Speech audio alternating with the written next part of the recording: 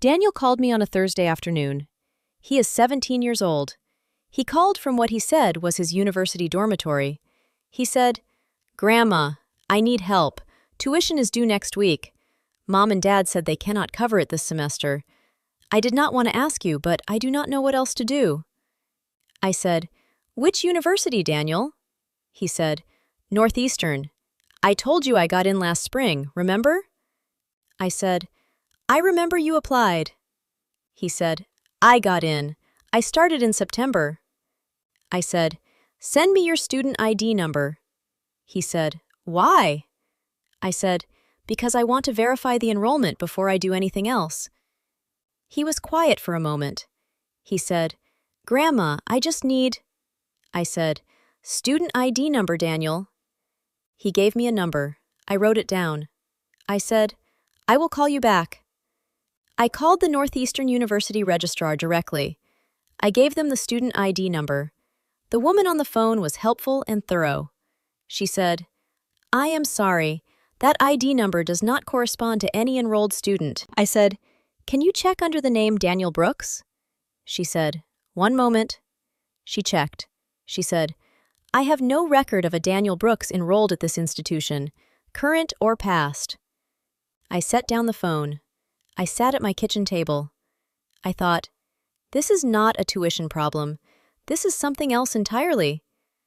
My name is Eleanor Brooks, 63 years old, Connecticut, retired teacher. I have a grandson named Daniel, 17 years old. Lucas and Nicole's son, James's older brother. I want to tell you about Daniel before I tell you what happened. Daniel is quiet in the way of someone who has a great deal happening inside and has learned that most people are not interested in the interior life of a 17-year-old boy. He takes photographs. He has been taking them since he was 12, when I gave him his first camera. A film camera, not digital, because I wanted him to understand that each frame costs something, and that cost produces care. He photographs ordinary things. The morning light on the back fence, a coffee cup on a windowsill, his mother's hands while she cooks. He sent me a photograph last April of the lavender along my back fence, taken from a specific angle that made it look like it went on forever. I put it on my refrigerator next to Emma's boarding pass text. Daniel applied to 3 universities last autumn. He told me about each application. Northeastern for photography, Rhode Island School of Design, and one in Vermont he had found himself that had a program combining visual arts with environmental studies. He sent me his essays before he submitted them. I read all 3. I made notes in the margins the way I used to do for my students. I sent them back. He revised them. He sent a thank you note, a physical note, handwritten, after he submitted. In April, he told me he had received responses. He said, "Grandma, I got into Northeastern." He said it with the particular quiet of someone who has received good news and is still absorbing it. I said, "Daniel, that is wonderful." He said, "I am not sure I am going." I said, "Why not?" He said, "Mom and Dad think I should study something more practical, architecture like Dad, or business." I said, "What do you think?" He said, "I think I want to take photographs." I said, "Then you should study photography." He said, "It is not that simple." I said, "It is exactly that simple. The complicated part comes after, but the decision itself is simple." He was quiet for a moment. Then he said, "I will think about it." After that conversation, I did not hear about the university decision for several months. I did not press. I assumed he was navigating the particular difficulty of being 17 and having parents with opinions about your future that differ from your own. In September, Lucas mentioned at Sunday dinner that Daniel was doing well. I said, "Is he at Northeastern?" Lucas said, "He decided to take a gap year. He is working locally and thinking about next steps." I said, "I see." Nicole said, "It was his decision. We supported whatever he chose." I noted the particular quality of that sentence. We supported whatever he chose. The sentence of parents who have influenced a decision and are framing the outcome as their child's autonomy. I said nothing. I made a note in the part of my mind where I keep things that do not yet have a full shape. Then, Thursday arrived, and Daniel called from what he said was his dormitory at Northeastern. He had not enrolled at Northeastern. The registrar had confirmed that in under 2 minutes. I called Patricia. Not immediately. First, I sat for 20 minutes and thought about what I actually knew. What I knew. Daniel had told me in April he had been accepted. Daniel had told me in September, indirectly through Lucas, that he had taken a gap year. Daniel had called me today from what he said was a dormitory and asked for tuition money for a university where he had no enrollment record. What I did not know, where Daniel actually was, what the gap year had consisted of, whether the gap year had been his choice, whether he knew he was not enrolled at Northeastern, or whether he believed he was. That last question was the important one. I called Daniel back. He answered immediately. I said, "Daniel, the registrar at Northeastern has no record of your enrollment." Silence. Long silence. He said, "Grandma." I said, "Where are you?" He said, "I am in Boston." I said, "Are you in a dormitory?" Silence. He said, "I am in an apartment." I said, "Whose apartment?" He said, "A friend from high school." I said, "Daniel, have you ever enrolled at Northeastern?" The silence that followed was the longest of the conversation. He said, "No." I said, "Come to Connecticut, this weekend. We need to talk in person." He said, "Mom and Dad will." I said, "I am not asking you to tell your parents yet. I am asking you to come to my house this weekend." He said, "Okay." He said, "Grandma, are you angry?" I said, "I am not angry. I am concerned. There is a difference. If you have ever had a grandchild call you for help and realize the problem was bigger than what they said, stay with me." Because what Daniel told me that Saturday changed everything I thought I knew about the past 8 months. Subscribe and hit the bell. I post every week. Daniel arrived Saturday morning. He came by bus from Boston. 3 hours. He walked up the path with his camera bag over one shoulder and the particular posture of someone who has been carrying something heavy for longer than the journey. I made breakfast. We ate. I did not ask anything until the plates were cleared and the coffee was poured. Then I said, "Tell me everything, from the beginning." He wrapped both hands around his coffee cup. He said, "In March, Mom and Dad sat me down. They said Northeastern was too expensive and photography was not a viable career. They said if I insisted on going, they would not contribute anything, not $1. I said, "And the financial aid?" He said, "Northeastern had offered a partial scholarship, enough to cover about half. I had savings from working. I thought I could manage the rest with loans." I said, "What happened?" He said, "Dad said if I took out loans for a photography degree, he would not co-sign, and without a co-signer, I did not qualify for enough." I said, "So you could not go?" He said, "I could not go." I said, "Why did you not call me in March?" He looked at the table. He said, "Dad said it was a family decision. He said involving you would be going behind their backs." I said, "So you said nothing?" He said, "I said nothing." I said, "And the gap year?" He said, "That was their framing. They told people I had chosen a gap year. It was easier than explaining." I said, "What have you actually been doing since September?" He said, "Working at a photography studio in Boston. The owner is someone I found through an online community.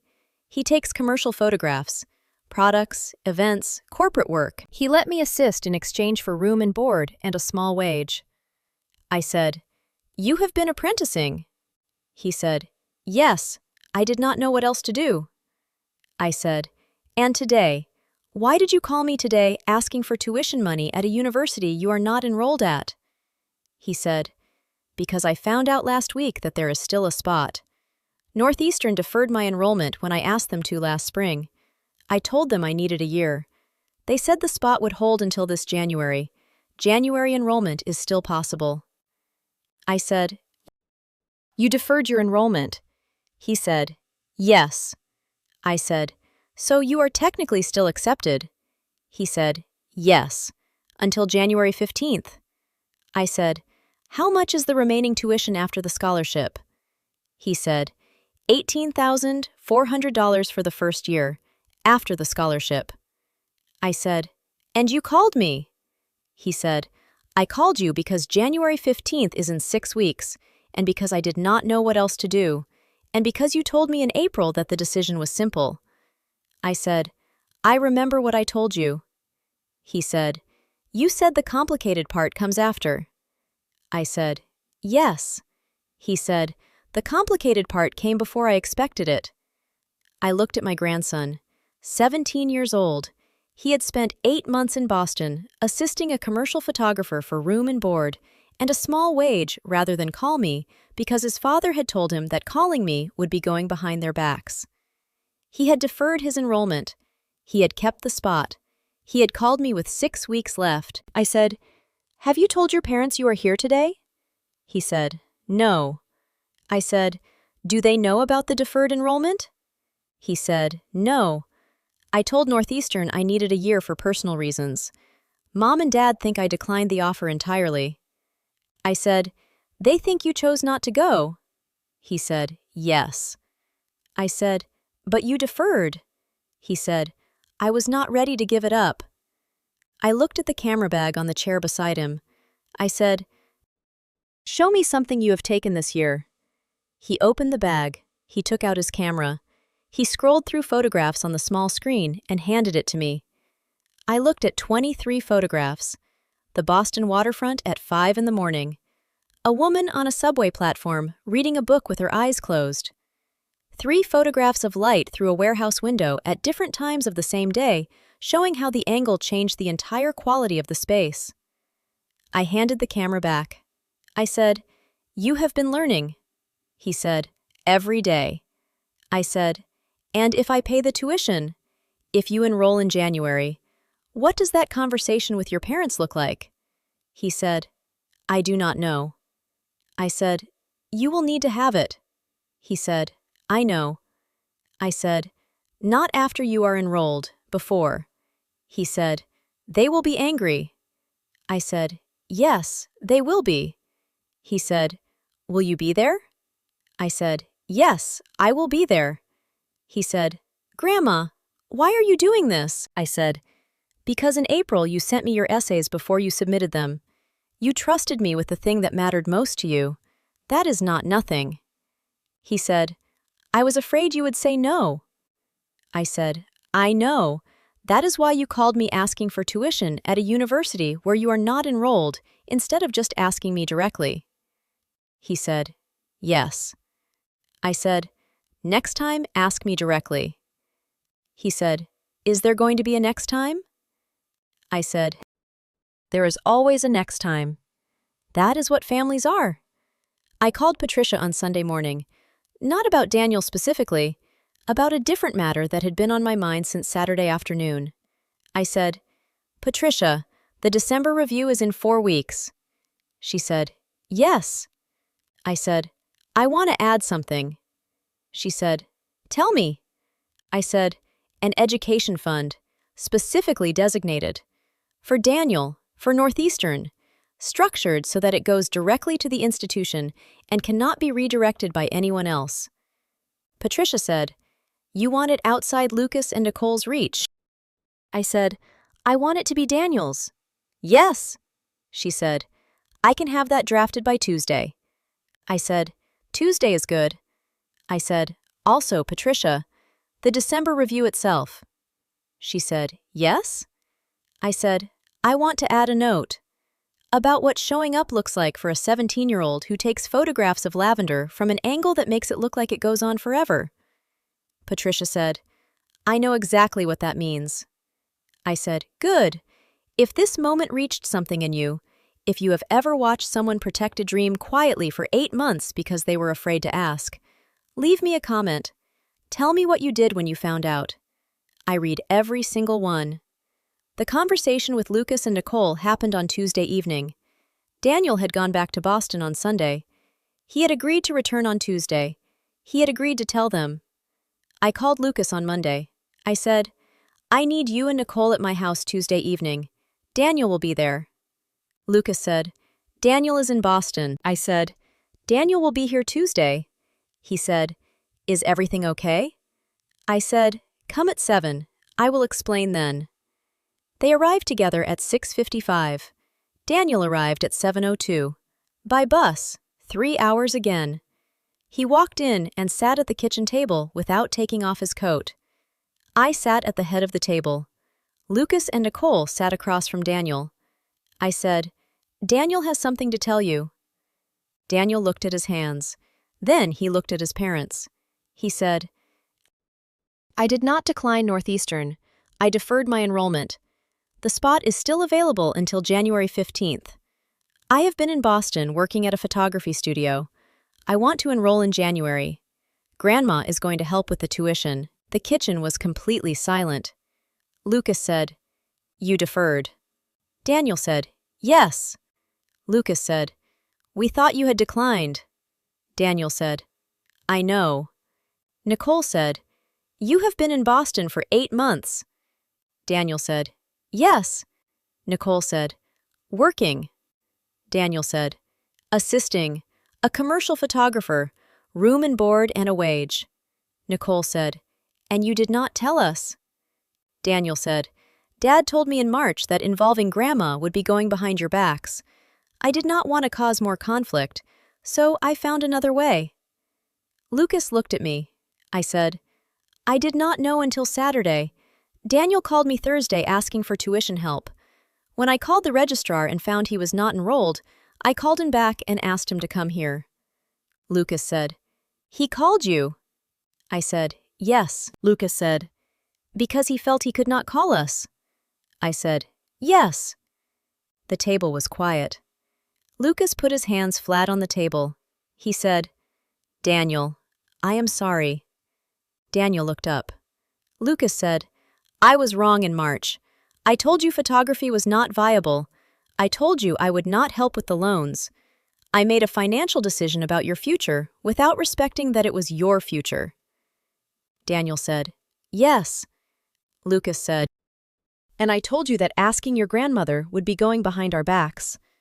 I said that because I did not want you to find a way around the decision I had made. That was wrong. Daniel said nothing. Nicole said, We should have asked you what you wanted, really asked, not told you what we thought and called it a conversation. Daniel said, You were not wrong that photography is difficult. Nicole said, No, but difficult and impossible are different, and it was not our decision. Lucas looked at me. He said, Mom, the tuition. I said, It is handled. Patricia is drafting an education fund this week, direct to the institution, January enrollment. He said, You do not have to. I said, Lucas, I taught English for 22 years. I know what it looks like when someone has something to say. Daniel has had something to say since he was 12 years old and he picked up a camera. The only question is whether he gets the right room to say it in. Lucas said, I understand. I said, Good. He said, The fund. Is it separate? I said, Yes. He understood what that meant.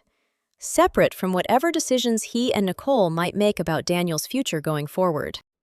Separate from the file in Patricia's office. Separate from everything except Daniel and Northeastern and January 15th. He said, Okay. Daniel was looking at his father. Lucas said, Daniel, I would like to see your work.